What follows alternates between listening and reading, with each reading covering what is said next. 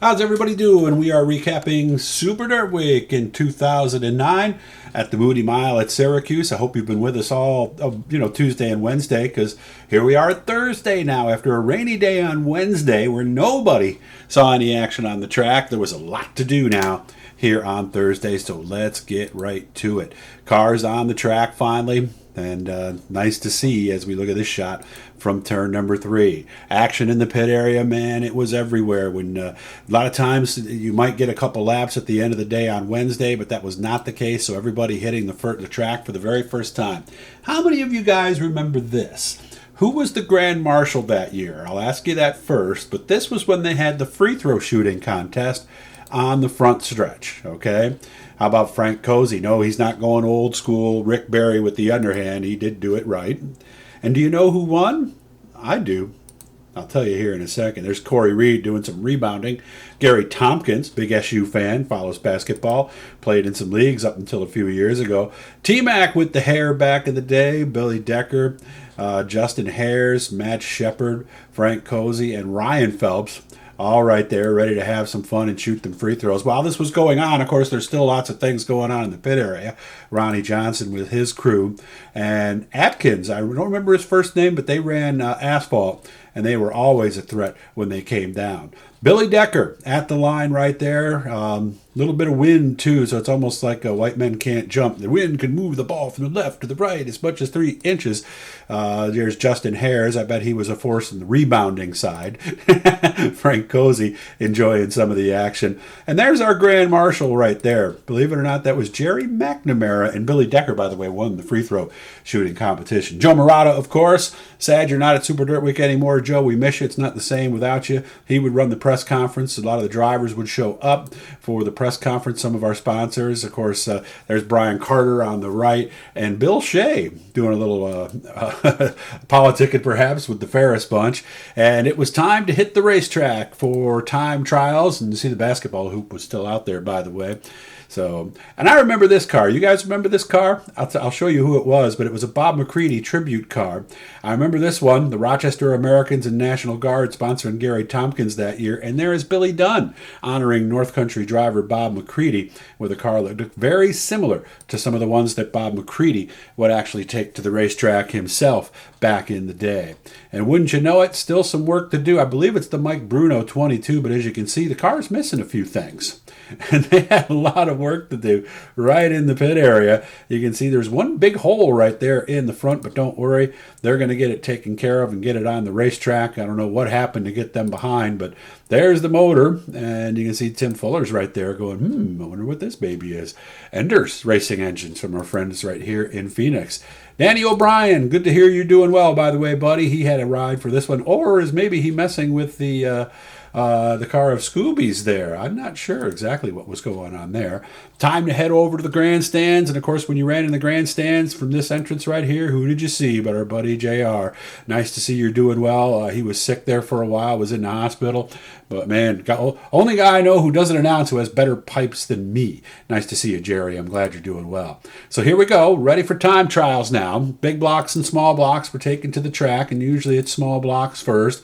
And you can see there's a great view of Syracuse as we look from upstairs. This from the announcer's tower, where you had to walk across the roof to get there. I wonder if I have a picture of that somewhere. I'm going to keep looking. Here we go down towards turn number 1. You look at the track in DuQuoin, very similar. And this was something that happened this year. We had a fire in the pit area. They were fueling a car, and somehow some static electricity started a fire, and it ended up getting going pretty good there for a little bit. The interesting thing that I noticed from this that made me think about the people who do this kind of work, most people were running away, but the safety people were running towards, and that's something I believe that you either have in you or don't. So the fire was out. There's the 358 sheet right there. And I always kept my numbers up there. I was working for Syracuse.com then, so I would write down the qualifying numbers. Actually got to the point I did so much that Twitter shut us down. I did too many Twitter updates that day. There's your top 6 from the small blocks on this particular day. And they were moving things along, obviously, because we, like we said, we missed a day. And Thursday night, they always had a show at Brewerton Speedway. So everybody's in a hurry. There's Shane Andrews, Brian Mulligan, and that thing that looks like an antenna, that is exactly what it is, by the way. That right there was for the TV crew. So that's why that was there. So looking down towards turn number 1, getting ready now for big block time trials as Super Dirt Week well underway at this point.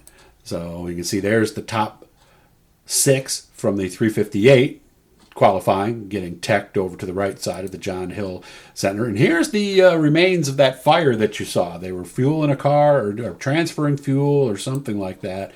And somebody's going to need some new taillights and some body work and maybe a new bumper. But talk about a situation that could have been a lot worse than it was. Thanks to everybody at the Dirt Safety Crew for taking care of that and making sure. Todd Milton always brought one-off cars to Syracuse. And here's one of those. Of course, he's down at Pineview. He's got a thing going where you can get track time and hunt and fish and do all kinds of stuff like that. Dale Plank, 77X, taking a break right beforehand. There's Tim Fuller. Driver of the 74, getting ready to go. And there's his buddy, Billy Decker. Talk about two people. You just want to sit the camera and a couple mics down and listen to them give each other a hard time all day. This was the Gary Mann car. And problems early for Mitch Gibbs. And you can see, if you look down there, they even caught the header on this thing as well. So they had a lot of work to do. Haven't even turned a competitive lap yet, and already a lot of work to do for them to get that car back together. There's your top 6 right there from the modified qualifying session as we take a look at everybody. And this is when they first started doing these things behind, too, so there was something behind the pictures. As the Wave Energy Drink car, I believe, was number 6. There is Jerry Higbee right there. And for the life of me, I cannot remember who this is, although I wonder if it's Tobias, but I'm not sure. If you guys know, please let me know. Joe Murata interviewing Billy Decker down there on the front stretch. Matt Williamson won some kind of award. Look how young he looks. That's Randy Williamson to his right. Maybe rookie of the race or something like that. I'm not sure what it was, but he was down there, and obviously not without a reason. As the cars were still out on the track, some sportsmen were actually getting some action, but it was time for me to head home and start to write. Always had writing to do for Syracuse.com, so I was always one of the first ones to try to get out of there.